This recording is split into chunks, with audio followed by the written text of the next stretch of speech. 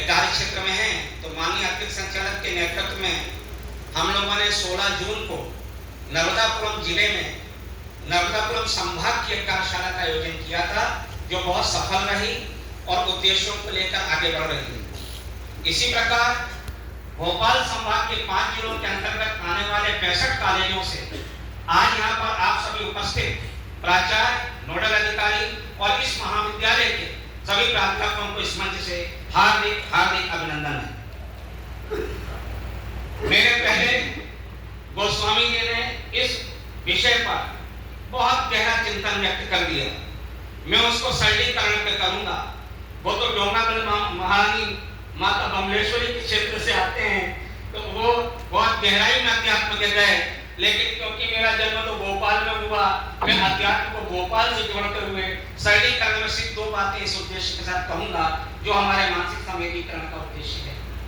भाई साहब, मेरा परम सौभाग्य है कि मैंने अपने जीवन की पहली रामकथा आदरणीय उमाशंकर गुप्ता जी ने करवाई थी शीतल प्रसाद तिवारी भवन में, तो आपने भी सुनी थी। और उस कथा में बड़ी चुनौती थी कि 9 दिन की रामकथा भाई साहब ने बोला 5 दिन में ही करना है। तो जीवन की पहली रामकथा और वो भी 5 दिन में, और जब आप उसको सुन रहे थे तो मेरी जो हालत हुई होगी मैं जानता। मन के हारे हारे है और मन के जीते जीत, मन ही मिलावत राम से, मन ही करावत फकीर। ये दुनिया के अंदर जितना भी प्रपंच चल रहा है कि मन, और इस मन के कारण अमेरिका, चीन, जापान, ये तीनों के अंदर जो बढ़ता हुआ अपराध, सबसे बड़ी समस्या विश्व की अकेलापन, और उन सबके साथ जो पूरे दुनिया के देश में फैला हुआ युवाओं की बढ़ती संख्या के साथ, वो है मानसिक अवसाद। मैं बहुत सरलीकरण में इस बात को कहना चाहूंगा कि जो मानसिक अवसाद है, ये सिर्फ युवाओं में नहीं है, ये बूढ़ों में भी है, हम में भी है और आप में भी है। भाई साहब, में एक हाई कोर्ट के जज अब सेवानिवृत्त हो गए, उन्होंने कहा कि जबकि किसी के यहाँ बारात आती है, उसे देखकर मुझे रोना आता है, मैं दुखी होता। आप कल्पना कर सकते हैं, जब भी किसी के यहाँ बारात आती है, उस बारात को देखकर मुझे रोना आता है, दुख होता है। भाई साहब क्यों?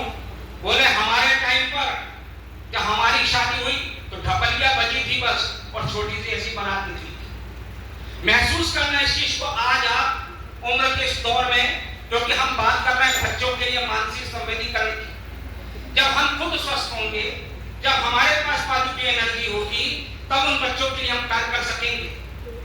जब हम खुद अपने आप को नहीं समझ पा रहे, इस शरीर और मैं को हम नहीं समझ पा रहे, इस आत्मा, बुद्धि और मन को हम समझ नहीं पा रहे, इस अहंकार को हम नहीं समझ पा रहे, बच्चों की परेशानी को हम कैसे समझेंगे? इसी के लिए यह कार्यक्रम है।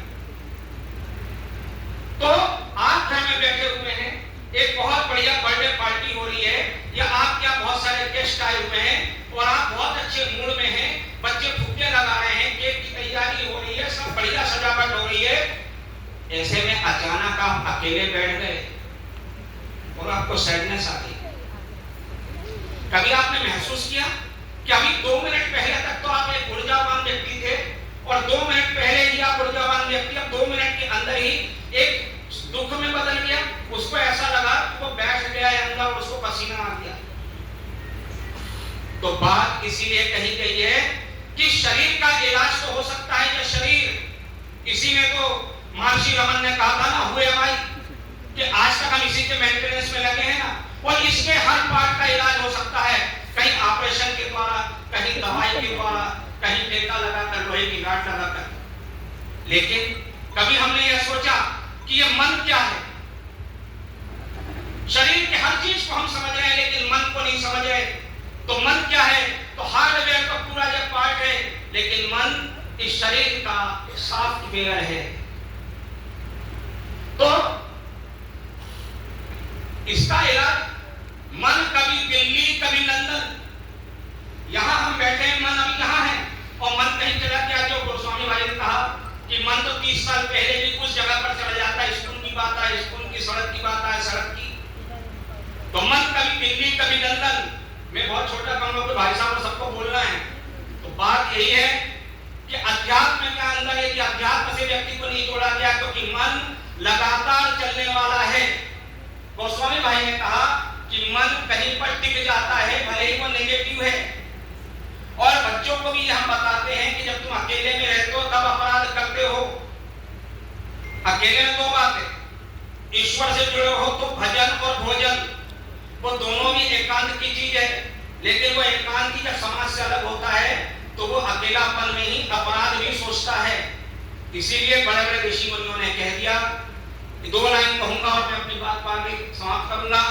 देखना इंद्रियों के ना भोले भगे, देखना इंद्रियों के ना भोले भगे, इनको हरदम जो संयम के कोड़े लगे, अपने मन को सुमारथ लगाते चलो।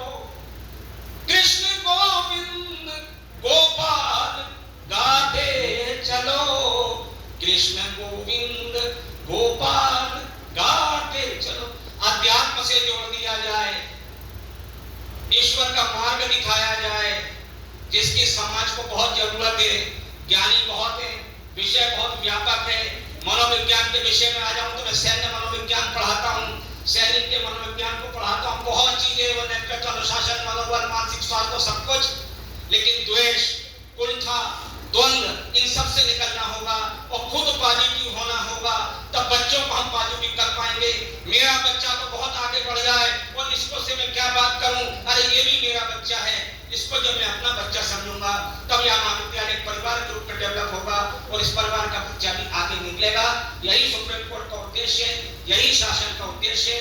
आप सभी का बहुत बहुत धन्यवाद। फिर मिलेंगे, आगे बात जारी रहेगी, ये चलते ही रहना है। और 3 बजे माननीय मुख्यमंत्री जी इसी के दूसरे पहलू, नशे से दूर रहो पर युवाओं का कार्यक्रम है भाई साहब आज, इसमें भी लोगों को जाना है। आप सभी का बहुत बहुत धन्यवाद। जय हिंद, जय भारत।